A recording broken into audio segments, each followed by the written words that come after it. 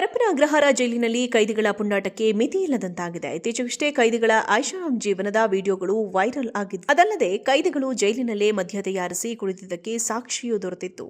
ಈ ಹಿನ್ನೆಲೆಯಲ್ಲಿ ಇಬ್ಬರು ಜೈಲಧಿಕಾರಿಗಳನ್ನು ಅಮಾನತು ಮಾಡಲಾಗಿತ್ತು. ಅದಲ್ಲದೆ ಹೊಸ ಡಿಜಿಪಿಯಾಗಿ ಅಲೋಕ್ ಕುಮಾರ್ ನೇಮಕಗೊಂಡ ಮೇಲೆ ಕಟ್ಟುನಿಟ್ಟಿನ ಕ್ರಮ ಜಾರಿಯಾಗಿತ್ತು. ಹೀಗಿದ್ರೂ ಕ್ಷುಲ್ಲಕ ಕಾರಣಕ್ಕೆ ಅಪರಾಧಿಗಳು ಜೈಲರ್ ಮೇಲೆ ಹಲ್ಲೆ ಮಾಡಿರುವ ಘಟನೆ ಬೆಳಕಿಗೆ ಬಂದಿದೆ.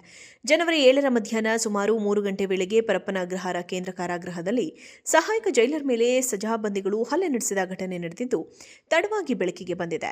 ಕೈದಿಗಳಾದ ಆನಂದ್ ಮತ್ತು ಅಬ್ದುಲ್ ಘನಿ ಅನವಶ್ಯಕವಾಗಿ ಸಜಾಬಂದಿ ಕಚೇರಿಗೆ ನುಗ್ಗಲು ಯತ್ನಿಸಿದ್ದು, ಈ ವೇಳೆ ಅವರನ್ನು ತಡೆಯಲು ಮುಂದಾದ ಅಸಿಸ್ಟೆಂಟ್ ಜೈಲರ್ ಹಾಗೂ ಜೈಲು ಸಿಬ್ಬಂದಿಗೆ ಕಾಲಿನಿಂದ ಒದ್ದು ಹಲ್ಲೆ ನಡೆಸಿದ್ದಾರೆ ಎಂದು ಆರೋಪಿಸಲಾಗಿದೆ.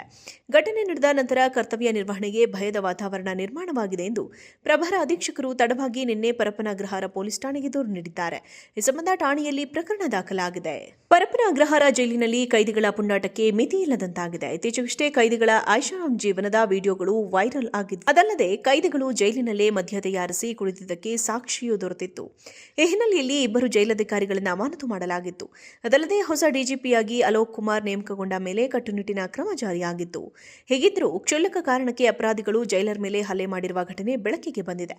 ಜನವರಿ 7ರ ಮಧ್ಯಾಹ್ನ ಸುಮಾರು 3 ಗಂಟೆ ವೇಳೆಗೆ ಪರಪ್ಪನ ಅಗ್ರಹಾರ ಕೇಂದ್ರ ಕಾರಾಗೃಹದಲ್ಲಿ ಸಹಾಯಕ ಜೈಲರ್ ಮೇಲೆ ಸಜಾಬಂದಿಗಳು ಹಲ್ಲೆ ನಡೆಸಿದ ಘಟನೆ ನಡೆದಿದ್ದು, ತಡವಾಗಿ ಬೆಳಕಿಗೆ ಬಂದಿದೆ. ಕೈದಿಗಳಾದ ಆನಂದ್ ಮತ್ತು ಅಬ್ದುಲ್ ಘನಿ ಅನವಶ್ಯಕವಾಗಿ ಸಜಾಬಂದಿ ಕಚೇರಿಗೆ ನುಗ್ಗಲು ಯತ್ನಿಸಿದ್ದು, ಈ ವೇಳೆ ಅವರನ್ನು ತಡೆಯಲು ಮುಂದಾದ ಅಸಿಸ್ಟೆಂಟ್ ಜೈಲರ್ ಹಾಗೂ ಜೈಲು ಸಿಬ್ಬಂದಿಗೆ ಕಾಲಿನಿಂದ ಒದ್ದು ಹಲ್ಲೆ ನಡೆಸಿದ್ದಾರೆ ಎಂದು ಆರೋಪಿಸಲಾಗಿದೆ. ಘಟನೆ ನಡೆದ ನಂತರ ಕರ್ತವ್ಯ ನಿರ್ವಹಣೆಗೆ ಭಯದ ವಾತಾವರಣ ನಿರ್ಮಾಣವಾಗಿದೆ ಎಂದು ಪ್ರಭಾರ ಅಧೀಕ್ಷಕರು ತಡವಾಗಿ ನಿನ್ನೆ ಪರಪ್ಪನ ಅಗ್ರಹಾರ ಪೊಲೀಸ್ ಠಾಣೆಗೆ ದೂರು ನೀಡಿದ್ದಾರೆ. ಈ ಸಂಬಂಧ ಠಾಣೆಯಲ್ಲಿ ಪ್ರಕರಣ ದಾಖಲಾಗಿದೆ. ಪರಪ್ಪನ ಅಗ್ರಹಾರ ಜೈಲಿನಲ್ಲಿ ಕೈದಿಗಳ ಪುಂಡಾಟಕ್ಕೆ ಮಿತಿಯಿಲ್ಲದಂತಾಗಿದೆ. ಇತ್ತೀಚೆಗಷ್ಟೇ ಕೈದಿಗಳ ಐಷಾರಾಮ್ ಜೀವನದ ವಿಡಿಯೋಗಳು ವೈರಲ್ ಆಗಿದ್ದು, ಅದಲ್ಲದೆ ಕೈದಿಗಳು ಜೈಲಿನಲ್ಲೇ ಮದ್ಯ ತಯಾರಿಸಿ ಕುಡಿದಿದ್ದಕ್ಕೆ ಸಾಕ್ಷಿಯೂ ದೊರೆತಿತ್ತು. ಈ ಹಿನ್ನೆಲೆಯಲ್ಲಿ ಇಬ್ಬರು ಜೈಲಧಿಕಾರಿಗಳನ್ನು ಅಮಾನತು ಮಾಡಲಾಗಿತ್ತು. ಅದಲ್ಲದೆ ಹೊಸ ಡಿಜಿಪಿಯಾಗಿ ಅಲೋಕ್ ಕುಮಾರ್ ನೇಮಕಗೊಂಡ ಮೇಲೆ ಕಟ್ಟುನಿಟ್ಟಿನ ಕ್ರಮ ಜಾರಿಯಾಗಿತ್ತು. ಹೀಗಿದ್ರೂ ಕ್ಷುಲ್ಲಕ ಕಾರಣಕ್ಕೆ ಅಪರಾಧಿಗಳು ಜೈಲರ್ ಮೇಲೆ ಹಲ್ಲೆ ಮಾಡಿರುವ ಘಟನೆ ಬೆಳಕಿಗೆ ಬಂದಿದೆ. ಜನವರಿ 7ರ ಮಧ್ಯಾಹ್ನ ಸುಮಾರು 3 ಗಂಟೆ ವೇಳೆಗೆ ಪರಪ್ಪನ ಅಗ್ರಹಾರ ಕೇಂದ್ರ ಕಾರಾಗೃಹದಲ್ಲಿ ಸಹಾಯಕ ಜೈಲರ್ ಮೇಲೆ ಸಜಾಬಂದಿಗಳು ಹಲ್ಲೆ ನಡೆಸಿದ ಘಟನೆ ನಡೆದಿದ್ದು, ತಡವಾಗಿ ಬೆಳಕಿಗೆ ಬಂದಿದೆ. ಕೈದಿಗಳಾದ ಆನಂದ್ ಮತ್ತು ಅಬ್ದುಲ್ ಘನಿ ಅನವಶ್ಯಕವಾಗಿ ಸಜಾಬಂದಿ ಕಚೇರಿಗೆ ನುಗ್ಗಲು ಯತ್ನಿಸಿದ್ದು, ಈ ವೇಳೆ ಅವರನ್ನು ತಡೆಯಲು ಮುಂದಾದ ಅಸಿಸ್ಟೆಂಟ್ ಜೈಲರ್ ಹಾಗೂ ಜೈಲು ಸಿಬ್ಬಂದಿಗೆ ಕಾಲಿನಿಂದ ಒದ್ದು ಹಲ್ಲೆ ನಡೆಸಿದ್ದಾರೆ ಎಂದು ಆರೋಪಿಸಲಾಗಿದೆ.